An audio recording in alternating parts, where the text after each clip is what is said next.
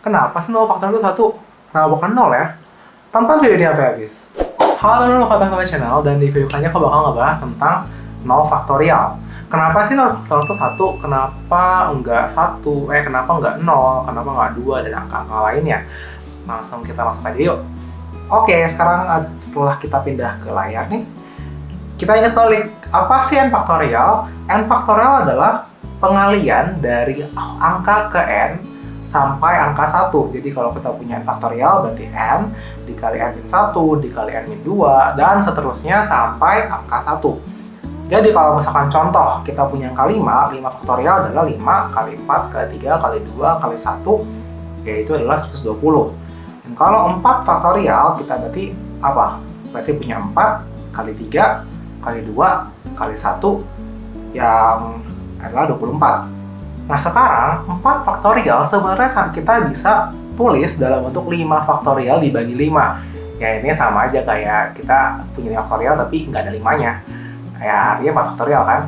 Nah, berarti 4 faktorial adalah 5 faktorial per 5 sama dengan 120 per 5 atau artinya 24. Berarti kalau kita punya 3 faktorial, kita bisa tulisin dalam bentuk 4 faktorial per 4 dan sama aja 24 per 4 atau sama aja 6. Nah, coba kita terusin. Nanti kalau kita lanjutin 2 faktorial berarti sama aja 3 faktorial per 3 dan sama aja 6 per 3 artinya 2. Kalau 1 faktorial berapa? Berarti 2 faktorial per 2 atau 2 per 2 dan sama dengan 1.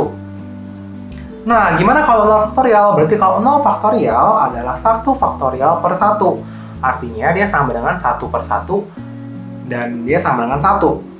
Nah, maka dari itulah kita dapat kalau 0 faktorial adalah 1.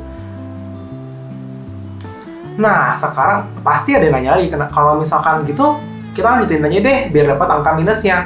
Jadi kita dapat punya kalau min 1 faktorial, min 2 faktorial, min 3 faktorial, dapat nilai angka berapa. Nah, sekarang coba kita lanjutin lagi. Kalau misalkan min 1 faktorial adalah 0 faktorial per 0, artinya 1 per 0. Ya, 1 per 0 apa artinya? Ya, tak terdefinisi. Karena dia tak terdefinisi, min 1 faktorial tuh nggak ada angkanya, kita nggak bisa dapat min 1 faktorial apa, sehingga min 2 dan min 3, min seterusnya nggak ada angka nilainya berapa. Jadi yang kita punya adalah dari 0 faktorial sampai n faktorial. Nah, kalau sekarang kalian udah ngerti gimana cara dapetin 0 faktorial dari yang 5 faktorial, 4 faktorial di min 1 terus, 1 faktorial, 0 faktorial. Nah, sekarang aku bakal coba simulasiin. Kita tahu, kalau misalkan faktorial sering banget digunakan untuk menentukan jumlah atau banyaknya susunan yang dapat terjadi, yang dapat dibuat oleh sekian banyak atau n buah barang. Contoh, misalkan kita punya 3 barang di sini. Misalkan aku punya yang pertama ada pen, terus kita punya spidol di sini, dan satu lagi kita punya lem. Maka susunan yang dapat dibuat dari 3 barang ini adalah, yang pertama kita bisa bikin, yang pertama nih, pen, spidol, lem. Oke, nah sekarang kalau misalkan barang kedua kita ganti dengan barang ketiga, kita dapat pen, lem, spidol. Terus kita tukar lagi nih, yang pertama sama kedua. Kita punya susunan apa? Lem, pen, dan spidol. Oke, terus sekarang kalau misalkan yang kedua dan ketiga kita tukar, kita dapat lem, spidol, dan pen. Kemudian kalau misalkan barang pertama dan barang kedua tukar lagi, kita dapat susunan spidol, lem, pen. Dan yang terakhir kalau misalkan kita tukar yang dua barang kedua dan barang ketiga, kita dapat susunan spidol, pen, dan lem. Berarti kita punya 6 susunan. Maka 3 faktorial adalah 6. Nah, gimana kalau aku misalkan take out 1? Misalkan aku exclude si lem. Lem aku ambil nih sekarang. Nah, jadi kita cuma punya 2 barang.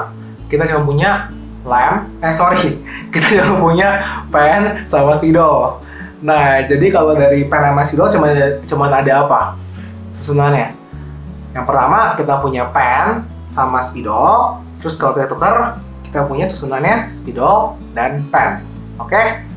Nah, sekarang kalau misalkan aku spidol aku angkat, berarti kita cuma punya 1 barang, yaitu cuma punya si pen. Kira-kira Susunan barangnya seperti apa? Ya berarti hanya ada satu susunan, yaitu si pen. Yang ini, susunannya nih, pen doang. Dan kalau pen yang aku angkat, gimana cara kita menentukan dari yang tidak ada barang ini? Ya seperti ini. Hanya ada satu susunan untuk yang tidak ada barang. Yang 0 barangnya, ya seperti ini, satu susunan doang. Yaitu yang seperti ini. Nah, maka dari itulah kita bisa dapat kalau 0 faktorial sama dengan 1. Jadi sekarang kalau misalkan teman-teman kalian ada yang nanya, kira-kira kenapa sih 0 faktorial 1 atau berapa sih 0 faktorial? Kalian bisa ngejelasin dengan lebih jelas kenapa sih 0 faktorial itu 1 atau berapa sih angka 0 faktorial. Oke, bisa pakai cara tadi, bisa pakai cara sequence atau bisa pakai cara yang apa sih namanya? Lupa, yang susunan tersebut. Oke. Nah, sekarang kalau misalkan kalian masih punya pertanyaan atau kalian misalkan penasaran nih, ada tentang pernyataan A, pernyataan B, coba tulis di kolom komentar tentang kalian tuh ada apa sih yang pengen tanyain, nanti kita coba bahas bareng-bareng. Oke, that's it for today. Thank you for watching and don't forget to click like, subscribe, and see you next video. Bye.